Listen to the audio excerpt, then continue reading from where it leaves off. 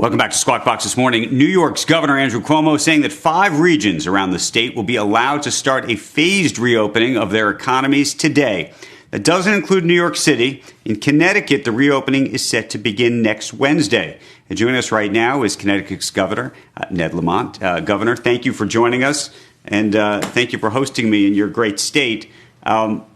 We appreciate everything you're trying to do here.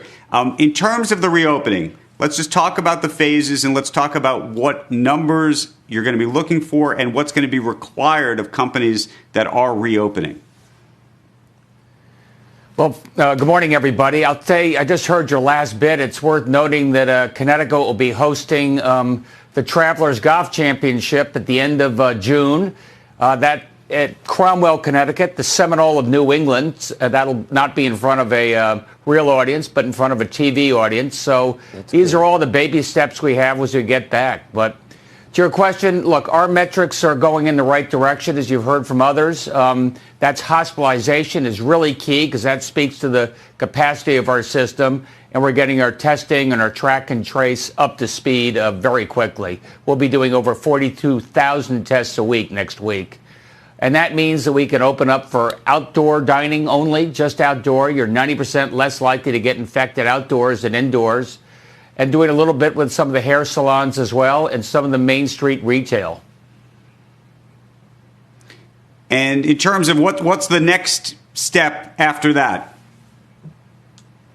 So we take a look. We'll see. We'll have 2 or 3 weeks. We'll see whether people followed the social protocols, whether at the restaurant, waiters were wearing masks and gloves. They were sanitizing between meals, 6 feet apart.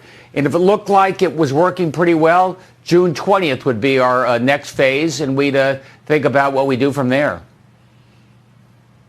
Can we talk about the budget in the state of Connecticut? And it's going to become an issue, if it isn't an issue already, not just in Connecticut, but in New York, in New Jersey, specifically around the tri-state area. But it's going to be a problem for states and municipalities around the country.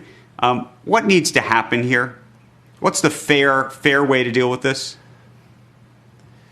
So what the feds have done is they've reimbursed us for COVID-related expenses, which was very helpful, I got to say. But we were in good shape. We had a balanced budget. This thing hit, and all in the last 3 months, we're now looking at a $1 billion deficit in this fiscal year, which ends on June 30. And 90% of that is related to the fact that not just income tax is almost disappeared, but sales tax took a whack. Usually sales tax is a little more stable, but because we shut down the service-related piece of our economy on the strong recommendation of the feds, that has taken a hit. So we're in much better shape, I think, than a lot of our peers. We've got a good rainy day fund, but I think the states are going to be an incredible lodestone on economic recovery unless they get some help to make up some of that revenue shortfall. And what are you projecting out longer term? Because clearly there's been these stay-at-home orders have obviously had a demonstrable impact on revenue to the state. But I think there's larger questions longer term, not just about the next month or two, but over the next 12, 18, 24 months as to what the economies look like in some of these states, given maybe not stay-at-home orders, but social distancing requirements, people who are laid off, who may not be getting back to work, anxiety just about people's own station and economic station in life, and therefore what they do when it comes to spending. Yeah, our budget calls for a gradual coming back towards the first quarter of the next calendar year, and we will see. I mean, I got Pratt & Whitney. We make jet engines. The military piece of their business is strong. The commercial piece of the jet engine business, not. Let's face it, I think that could take a little bit of time to come back. How fast will people come back to restaurants? You look at Georgia, they've been sort of the canary in the coal mine. The good news is you haven't seen a lot of spikes. The bad news is people are heading back very slowly, so it hasn't made much impact on the economy at this point. And I think that example is probably what we should plan for here in Connecticut. People will come back cautiously. We've talked a lot about the future of work, and one of the things that people do talk about is people getting out of the cities, people going to the suburbs, and whether there's going to be effectively a reverse trend. and how that works. Does that benefit Connecticut? If New York City is not as strong as it used to be, what does that really mean, given that there's still a huge commuter portion of the tax base of people in Connecticut?